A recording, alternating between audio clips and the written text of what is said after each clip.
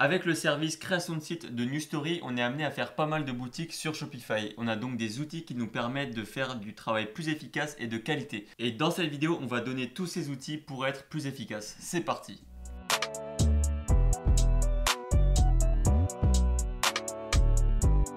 D'abord, pour celles et ceux qui ne nous connaissent pas encore, on s'appelle Théo et Léo, on est commerçants depuis plus de 3 ans maintenant. On partage toute notre expérience sur cette chaîne YouTube et on est spécialisé sur la création de boutiques du coup, comme Théo vient de le dire. Tout cela nous a mené à créer un thème Shopify, le Story Theme Alpha, qui permet de personnaliser à 100% sa boutique Shopify, tout cela en évitant notamment les frais d'application. Donc si maintenant vous payez trop de frais d'application ou alors vous êtes limité au niveau de la personnalisation de votre site à cause de votre thème notamment, n'hésitez pas à cliquer sur le premier lien en description pour en savoir plus sur le Story Theme Alpha. Sur ce, je pense qu'on peut revenir au sujet de cette vidéo. Ouais, alors on va commencer directement par le premier outil qui est tout simplement Coolors.co. On en a déjà parlé dans pas mal de vidéos et dans une récente aussi. C'est un site internet qui va permettre de créer des palettes de couleurs ou même de s'inspirer de palettes de couleurs qui vont bien ensemble, et justement ça va être très pratique pour faire sa charte graphique sur son site et puis avoir des bonnes couleurs qui vont ensemble. Et ne pas se faire chier aussi à toujours essayer de retrouver le bon code couleur, parce que là on aura juste à mettre le lien de la palette en favori et on aura toutes les couleurs de la marque utiles. Donc vraiment nous on l'utilise pour New Story, pour les marques e-commerce, pour en fait quasiment tout, parce que c'est ultra pratique. Donc Coolors.co, je vous conseille d'utiliser. C'est gratuit, on peut créer son compte et sauvegarder les palettes qu'on a bien aimées ou alors qu'on a créées. Donc en soi c'est cool. Le deuxième outil c'est Google Traduction. Alors certes on l'a mis entre parenthèses dans le script, mais Google Traduction c'est un outil qu'on utilise pour différentes choses.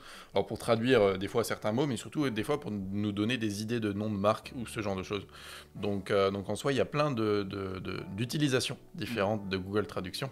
Pareil quand on parle notamment avec soit des agents, soit des fournisseurs anglais, espagnol ou allemand, enfin bref, de langues étrangères.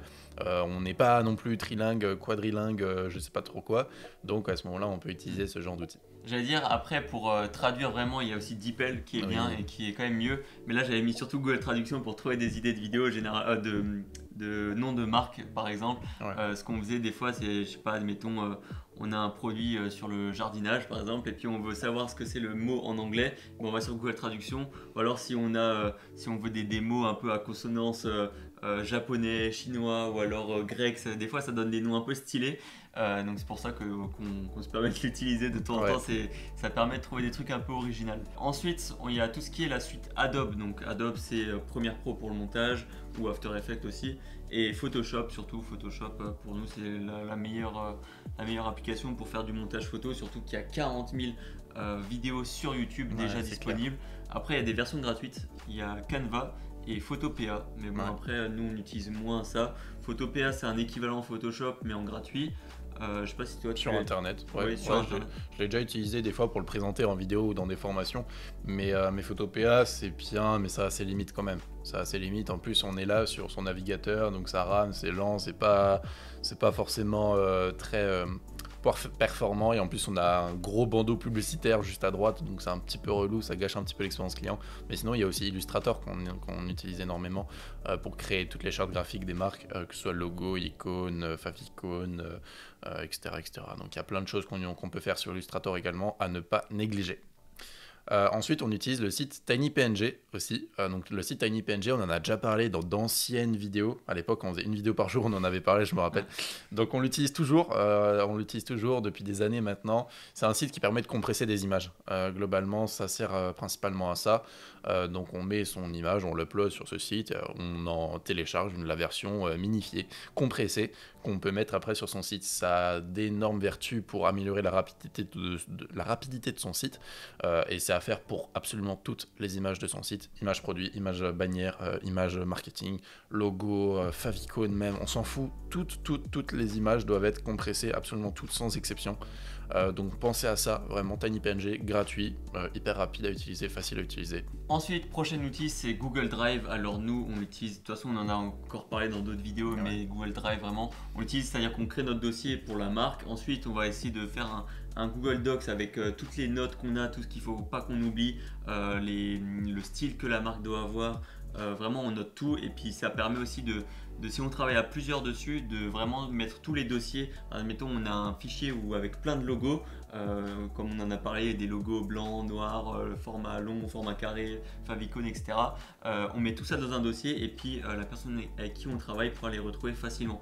Donc Google Drive c'est vraiment un outil, on va dire, indispensable, on va dire, et puis même pour après derrière gérer la marque, faire des tableaux, des trucs comme ça, faire des calculs, c'est quand même plutôt pas mal. Donc Google Drive, en vrai, je recommande. Du coup, le prochain outil, c'est Grammarly. Alors, Grammarly, c'est surtout performant pour la langue anglaise. On l'a même pas trop testé en français. Je sais même pas s'il existe une version française, oui, à vrai dire. Il me semble. Ok, bah, tant mieux. Mais en tout cas, si maintenant vous n'êtes pas très bon en orthographe, et il n'y a vraiment aucun souci avec ça, vraiment utilisez-le parce que les fautes d'orthographe sur un site e-commerce, c'est la pire des choses. Donc voilà, Grammarly, c'est vraiment super important. Après, si maintenant vous trouvez que Grammarly marche pas trop bien, il y a aussi la solution de payer des proofreaders pour faire du proofreading. Du coup, ça permet justement de corriger les fautes, les erreurs de syntaxe, les erreurs de grammaire, d'orthographe, vraiment tout. Donc n'hésitez pas à vous faire relire, que ce soit par quelqu'un que vous payez ou quelqu'un que vous connaissez qui se débrouille quand même bien en orthographe. Donc voilà.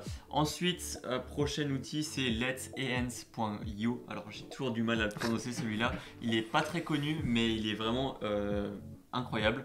Il va permettre d'améliorer la qualité d'une image. Parce qu'on sait tous, quand on va sur AliExpress ou sur Amazon, qu'on cherche une image d'un produit qu'on aimerait vendre et que voilà, malheureusement cette image est bien, mais la qualité est pas ouf. Ça peut tout gâcher et on aimerait vraiment utiliser cette image. Donc pour ça, il y a ce site là, donc je vais essayer de le redire, letsehance.io. Par contre, c'est assez cher, on peut faire 5 améliorations d'image par compte. Après, il y a l'astuce de mettre plusieurs adresses mail, ça peut marcher. Ouais. Parce que sinon, c'est quand même assez cher, il me semble. Donc voilà, mais très bon outil à utiliser. On s'en est déjà servi et franchement, ça peut sauver la mise quelquefois. Le dernier outil, et c'est un outil qui est composé un petit peu de deux outils, c'est les sites Behance et Dribbble. Donc Behance et Dribbble, ce sont deux sites où sont répertoriés, un petit peu comme Pinterest d'ailleurs, plein d'images en quelque sorte, enfin plein de rendus de design, du UX, d'expérience client majoritairement. Après, on peut trouver plein de choses sur Behance, Dribbble, mais c'est en gros un Pinterest du design, du web design en gros. Et c'est là où on peut retirer beaucoup d'inspiration pour créer nos boutiques pour les marques qu'on accompagne, ou alors pour améliorer notre thème Shopify, qui est toujours disponible en premier lien de description. Et ouais, ce sont deux super sites qui se ressemblent d'ailleurs, hein, c'est quasiment les mêmes, mais où on peut vraiment trouver énormément de ressources faites par des designers du monde entier. Et c'est super intéressant de pouvoir piocher un petit peu dans les inspirations de chacun, jamais copier, toujours s'inspirer et puis faire son propre design, c'est toujours cool. Voilà, donc en tout cas on a fait le tour de pas mal d'outils qui sont vraiment pratiques pour améliorer son efficacité et sa qualité de travail quand on crée des sites e-commerce. Donc voilà, si jamais vous avez des questions ou des suggestions d'autres outils, n'hésitez pas à les mettre dans les commentaires. Nous on y répondra. Est-ce que tu as encore quelque chose à dire? Rien à ajouter. Non, bah alors dans ce cas-là, si la vidéo vous a plu, n'hésitez pas à mettre un petit pouce bleu en bas de la vidéo.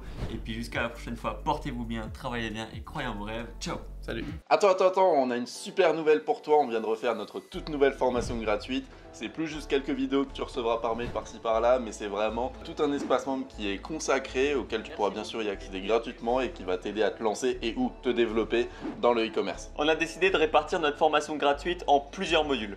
Module 1, on va créer une boutique Shopify avec une vraie image de marque en passant de l'ouverture du compte jusqu'à la finalisation de la boutique en passant par le copywriting et la réalisation des visuels. Dans le module 2, on va voir tout ce qui est aide et back-end, on va voir comment trouver un produit gagnant mais aussi faire tout le back-end au niveau des mails et des SMS pour augmenter ton chiffre d'affaires de plus de 30%. Dans le module 3, on va parler de tout le marketing, donc le lancement sur Facebook Ads, sur Snap Ads, etc. Et enfin, on vous a préparé un petit module bonus où on a regroupé en fait plein de vidéos qui va vous expliquer comment utiliser les principaux logiciels, style Photoshop, etc. Alors pour t'inscrire, clique sur le premier lien en description et tu recevras toutes les consignes pour accéder à cet espace membre. Alors on se retrouve de l'autre côté dans la formation gratuite et pour tous les autres, on se dit à la prochaine pour une nouvelle vidéo. Travaillez bien, croyez en vos rêves. Ciao! Salut!